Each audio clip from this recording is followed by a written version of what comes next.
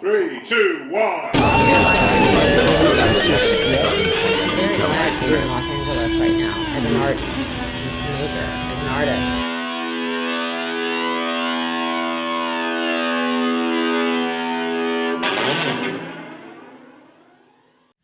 So how long have you been doing work relating to the military? Yeah, military.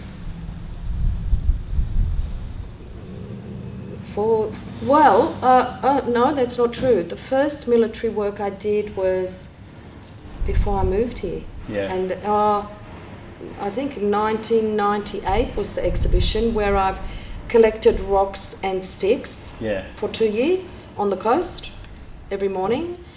And then I covered it in camouflage fabric, and it was called Sticks and Stones.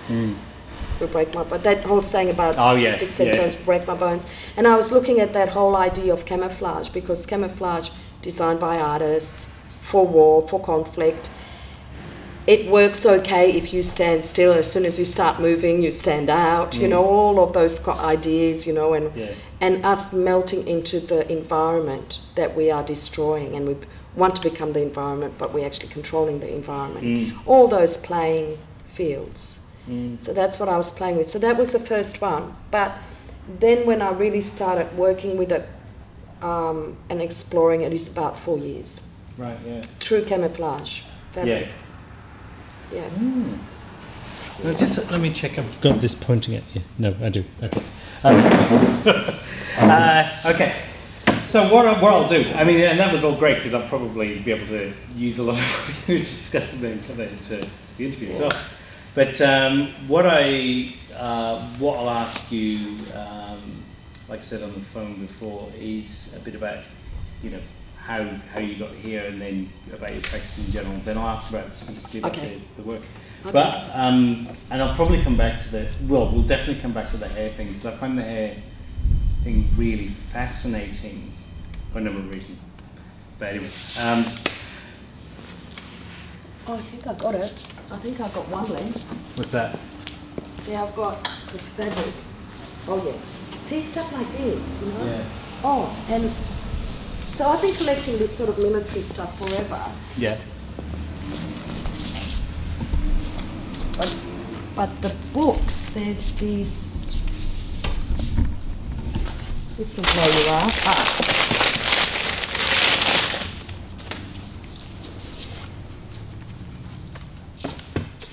So this is a military books from 1944.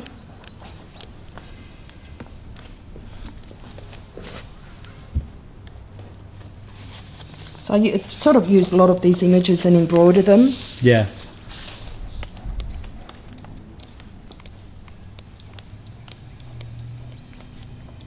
Where is it?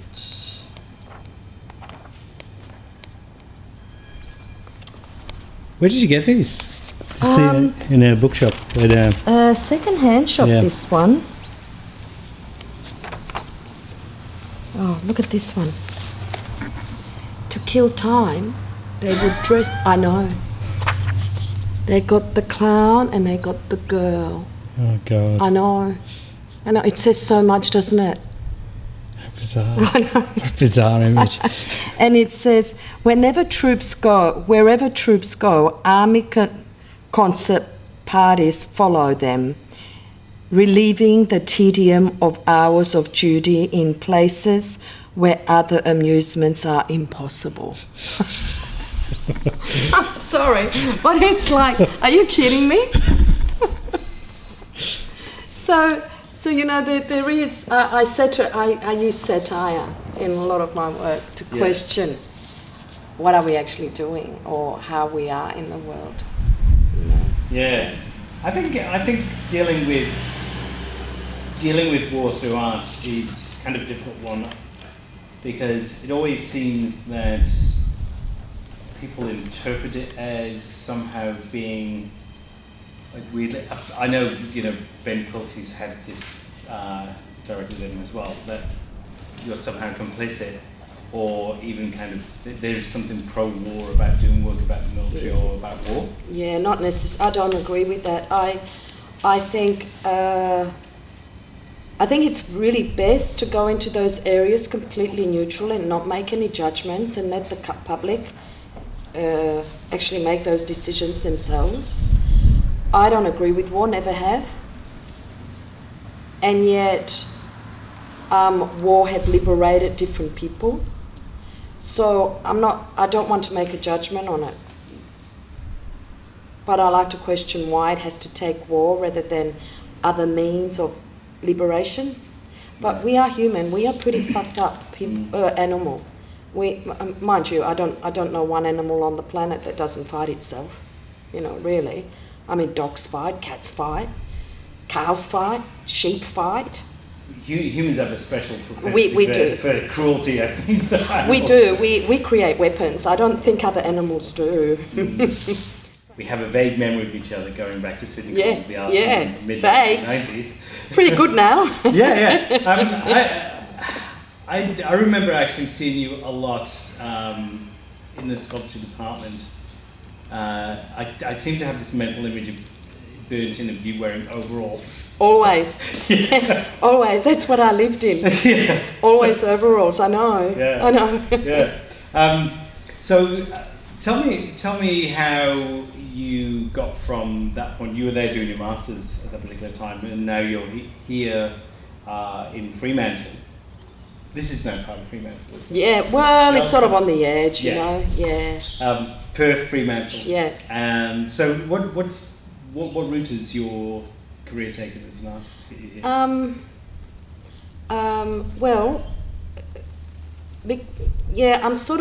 I always have been able to work in other areas, like I teach, or when I was at university, I used to clean or work for the movie industry, and that allowed me to make art because it costs, the expense is quite high. But I guess it's sheer stubbornness to keep going, because the first 10 years, if you can get through the first 10 years without starving and dying, then you sort of on the path. But it's not an income earner. It's a lifestyle, and I've never been one to sort of say, oh look, I want a particular income for a particular lifestyle. I've always said to myself, I want a particular lifestyle and everything will come with that. And my lifestyle is fabulous. I love it. Got no money, but I've got a great lifestyle. Yeah, I think the hardest thing, about the idea of successful artist, and to me a successful artist is somebody who just manages to actually be an artist. Yeah. Because I think it's really difficult. After I left Sydney College of the Arts, I think I survived about 3 months before I decided that I needed to get a job. Yeah, but look, we are. Artists are the best people to employ because we can do anything and we don't complain, we just do it. We just might not stick around long enough for fun, but we do our job. Yeah. What brought you over to Perth? Well, I had a really good lifestyle in Sydney. I had a boat shed on the Hawkesbury and I lived in a squat sort of in Annandale. Yeah. And that was coming to an end. I lost the boat shed to developers and, living really frugally but really well. And I could see that to continue that, I needed to change my lifestyle drastically. And I also didn't want to live in the city anymore. And here it was like,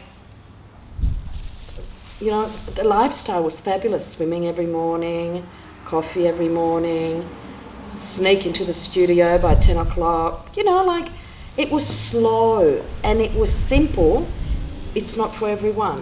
But I was, 35, 36. I was ready to slow down for myself and have a simple lifestyle, still adventurous, but simpler. And you'd been to Perth before, hadn't you? Yeah, so when I was doing my undergrad, in my first year of doing my undergrad, for the school holidays, so for December, January and February, I thought, what's the furthest place from Sydney on the same continent? So I came here and I loved it. It was a completely different place those days. It was, houses You could rent a house for $50 then. It's great. Yeah. You know, so yeah, and there's a really good art scene here. So I thought, oh yeah, I'll try it. Yeah. Yeah, I love it. I love it. And I don't believe you have to live in a major city to be a successful artist. And I don't mean successful like, you know, selling your work. I mean making a bit of a difference. I'm not really interested in commercializing my art. I'm not going to make art just because it's going to sell. I'll make it because I want to, and if it sells, fabulous. Probably one of the advantages that you have as well is that you've got a space which is a commercial space. Oh yes, look, in the early 80s, if I was at the stage of, if I say in the early 80s I finished my studies, I could have got something like this in Sydney in the early 80s. But by the time I finished my studies and everything, there's no way. I mean, there's not many artists left in Sydney centre. Most of them are gone. Most of them are living in the suburbs or Newcastle, Wollongong, you know, Blue Mountains, because they can afford it there. But here, I mean, this is, I mean, who can afford a place like this? I mean, I keep pinching myself, you know? Yeah, it's pretty incredible. I know, it's incredible. And, you know, and I let other artists use it too, because I know how hard it is. But yeah, I'm pretty lucky. When you're working in here, do you at all listen to music? Oh yeah, I listen to ABC a lot. Yeah. I did have a stereo here, record stereo, that I was able to play old records. That was nice, but that's just recently died. I always listen to music, but sometimes I don't listen to anything at all, and I just listen to the sounds, like you just heard the rooster, or we've got goats, you know, sometimes you hear the goats. One time the goats got out and you could hear the running, and it was really weird. It was a really weird sound, and then but they all find their way home. They all want to go home, you know. You can, if you've got the radio, when I play the radio, I play it low sometimes, so that you always know what's happening around you, because sometimes I'm here late at night. Yeah. I've never felt unsafe though, ever. Yeah, that's good. No. This is probably, what, 20 minutes, 25 minutes away from where you live? Yeah, 15. Is it? Yep. Yeah, even in traffic it's 15. Yeah. Yeah, it's good.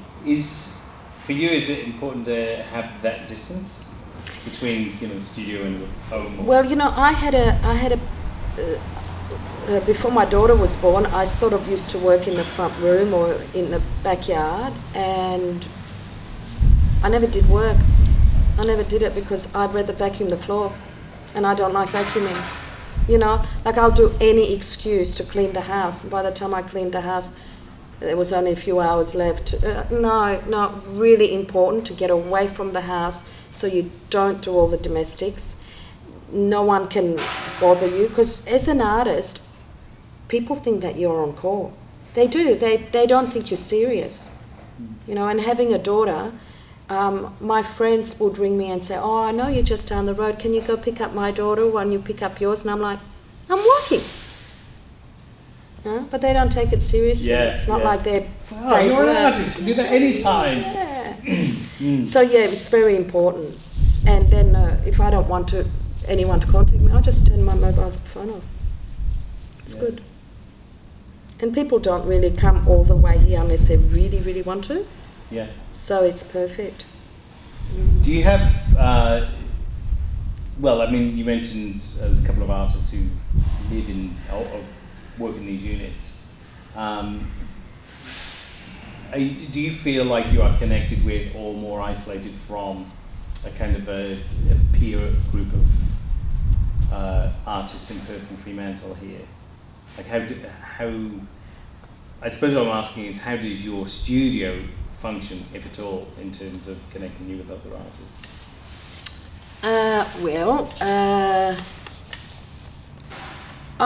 This is like an open house, so anyone's welcome, basically, and quite often there's people working in here, like ex-students or friends that need a space to work for a little while. and I just let them use it as long as it's not too industrial, because this is sort of the clean space. As far as connecting, it's true, it is a little bit isolating, but that's why I got it here. That's why I moved here, because I'm also, as much as I like people around me, when I'm creating, I'm very private. So I'm zoom in on it. So I don't want, I used to share a space at a retirement village before I got this for 4 years with other artists, and I found it, I didn't mind the local residents coming in and talking to me and stuff, but it used to really peeve me having the other artists around me all the time, because they all got different taste music. They were all painters and I'm a sculptor, so they used to get really shitty with me if I made noise. All that sort of stuff was such huge compromise. Whilst here, I've had painters work in here, and that's all right. They don't mind me making noise, because you know what? They're in my space. So they go and paint out there. Or they tell me, and I work out, if I do make too much noise, I make sure that I'm working on the days that they're not working here, because they're all artists, they have to work other jobs. So we sort of work around each other, but it's more free. It's more independent. No, I don't feel isolated at all. It's not like Artsource though, because Artsource got those studios in Fremantle and Midland and that, but they were never good for me. I mean, the studio I had at the retirement village was through Artsource, but it was perfect for me because it was sort of in the bowels of the building, sort of semi-underground. Although it didn't have much natural light, it had concrete floor. All those studios have got wooden floor, most of them anyway, and they're not good for sculptors. No. I mean, they wouldn't have worked for me. I work very differently. Too used to Sydney College of the Arts, maybe. Being able to smash anything. Yep. Get the jackhammer out. God, Can't do that there now, though, can you? No. Can't even put a nail in the wall. Yeah. Well, thank you very much. Thank you. It was a real pleasure. Just. Oh, it's so nice to see you again. It's fantastic. Yeah. All those years. 20, I think. Oh God, I think it was 25, wasn't it? I don't know. It's 25 since I started. Yeah. Wow. Yeah.